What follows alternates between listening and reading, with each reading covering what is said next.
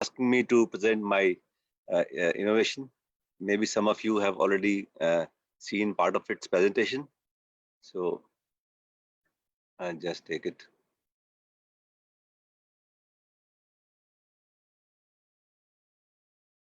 Can you see my screen? Sir, not yet. Okay, I'll just start playing it. Yeah. It will be video. Yeah. Yeah, we can see it. Yes.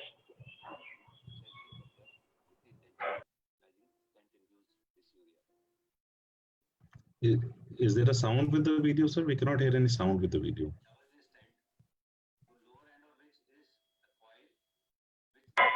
You can comment on the video, sir. We are not able to listen to sound. Dalila, sir, we cannot hear the sound of the video.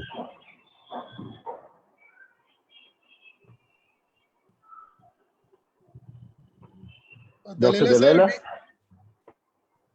Dr. Dalila? Dr. Dalila? Dalila, we are not able to hear you. Hello? We'll have to call him.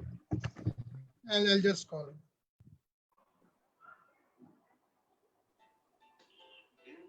The design that we made, Okay, I think we are able to hear. different design, which is a triple J stand, which comes from ureteric orifice like this. This coil, instead of lying here, goes up towards the dome of the urinary bladder, because this is the black mark. Just below the black mark, there is a bend here. And in this stent, there's another J kind bend in the memory of the stent, which deflects this coil towards the dome of the urinary bladder like this. And this coil, instead of being here in front of trigone, over the trigone, onto the bladder neck, is now placed over the dome because of this J-like bend. And when now the patient breathes in and out, even if the patient breathes in and out, it will move like this. The coil will remain towards the dome. Or in some patients, it will open up like this little bit, but it still remain towards the dome. So, difference in the conventional design of stent, which is a blue stent here. This is a straight piece, and a coil here. When the straight piece moves in, this lower coil will impinge on the trigone and bladder outlet. In our design, this is going there, and because of the J, this lower coil is towards the dome of the urinary bladder. Right? It is not on the trigone. The renal end of stent remains the same. The change is only in the lower end, where the third J creates an angulation of 35 to 45 degrees. Thus, there is a renal end and a vesical end. The latter has a thick black mark for cystoscopic identification of the location of third J, which is about a centimeter below this mark. Let me first tell you how to deploy the triple J stent. In the cystoscopic technique, first load the renal end over the guide wire and advance it into the ureter. As the upper end reaches the satisfactory location in renal pelvis, withdraw the guide wire and keep your endoscopic eye on the vesical end.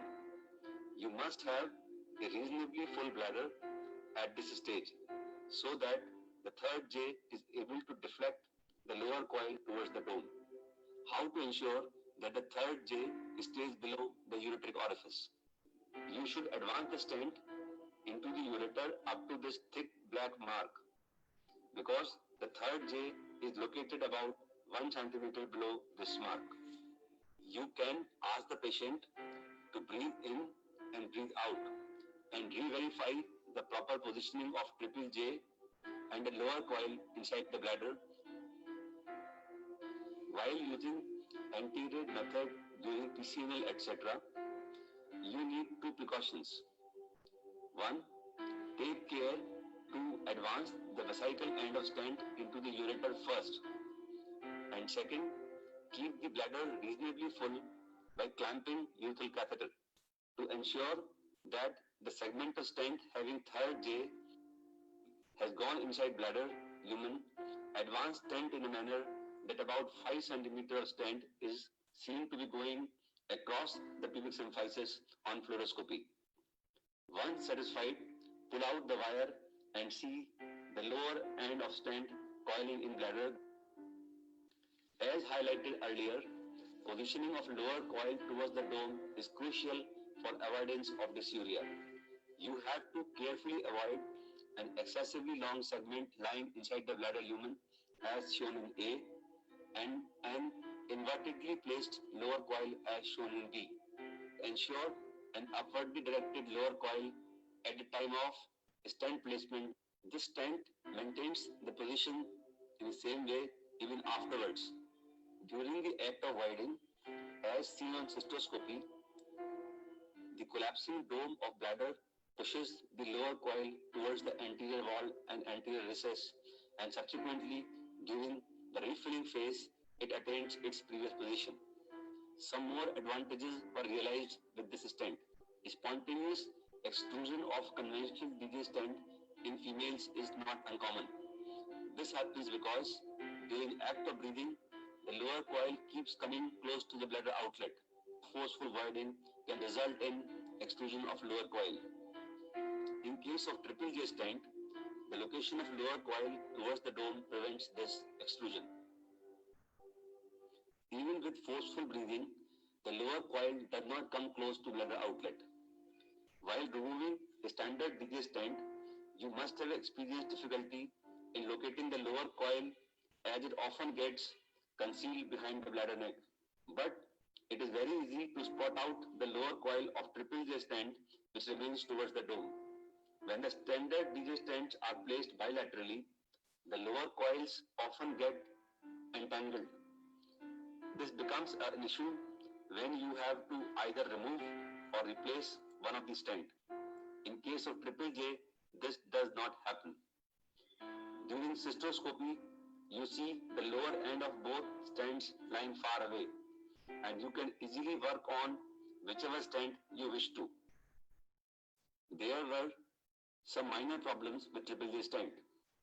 Firstly, you should realize that the lower end of triple J is slightly longer as compared to the standard DJ, and during deployment, the lower end may stay back within the cystoscopic sheath, and you may have to push it inside bladder lumen with the scope a couple of times. In one case, the stent down migrated, which probably happened due to faulty placement of upper end of stent. So friends, my inference is that the third J incorporated in shaft of the stent to keep lower coil of stent away from the trigone helps to minimize stent dysuria. The technique of insertion is essentially the same and is easy. A multi-institutional study will of course be required to document the actual efficacy and its benefit. Thank you very much for your patient listening. Excellent, excellent concept, Dr. Dallela. Thank you. Having seen your video and you have convincingly proved to us that the deployment, the third loop has pushed the retaining coil towards the dome.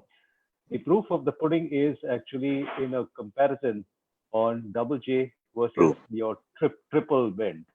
Have you actually got data to tell us in the randomized trial what were the differences and what were the outcomes? Can you share your data of your trial? I had done a study last year on 30 patients in each group, 30 patients standard DJ stent and 30 patients with a triple J stent. And these were the patients who had undergone a ureteroscopy or a PCNL. And I usually keep the stent indwelling for about 10 days post-procedure. So in that period, we collected a telephonic data from them on day 3, day 7, day 10 about only one symptom, and that is dysuria. So because otherwise, if you ask too many questions, patients get confused. So we collected this data and we found that on day 1 and day 3, both patients were having similar problem. Both groups were having dysuria. But as you move on, day 3, day 7, day 10, the remarkable reduction in dysuria with triple J stent. I guess in the initial 1 or 2, 3 days, there must have been a problem because of the catheter they have had or the procedure they have had. So both groups had dysuria, but after 3 days, triple J stent patients had markedly less dysuria. But the study is very short. It's done only by me. And as I said, it needs to be done at a multi-institutional level by different people. Very nice. Nice, So a couple of, Okay, sir. Good. Dr. Malik, go ahead. No. I just wanted to say, as he said, there is a multi-institutional study necessary. Number two, we always look at as a bladder as a semi-distended or a distended structure, but you should understand there's a significant amount of time it is semi-collapsed, in fact, with a very little amount of urine inside. At that point of time, even a centimeter beyond the ureteric orifice is still on the trigone. So our idea of loop getting onto the trigone causing irritation may not be true all the time. Even a straight length of the stent itself beyond the ureteric orifice itself can trigone, because the trigone starts where the ureteric orifice ends. It doesn't start beyond it. It starts at the ureteric orifice where it ends. So I would say, Dalila, I think the idea is very good.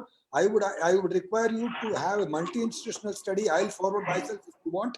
That sort of a study is necessary before we say your idea is correctly innovated and it is going to be useful. I looked at a little bit of physiology in this and the sensitivity of trigone. The maximum amount of sensitivity in trigone is where it is at the level of bladder neck. Yep. Rather than what it is at the level of ureteric orifices. You know? Even that is So- 1.5 centimeters, Yeah. not more than that. That's Yeah, exactly true, true, it's exactly 1.5 centimeters, and the extent True, of the true. stent beyond the ureteric orifice is also 1.5 centimeters. True, But true, anyway, true. I think a multi-institutional study will answer. We'll go to the next thing. We are beyond the time already by 5 minutes. The next. Thank you very much. Thank you very much. It's our Thank you. pleasure, and there's a great innovation, Dalila. As usual, you have many Thank you. innovations behind you.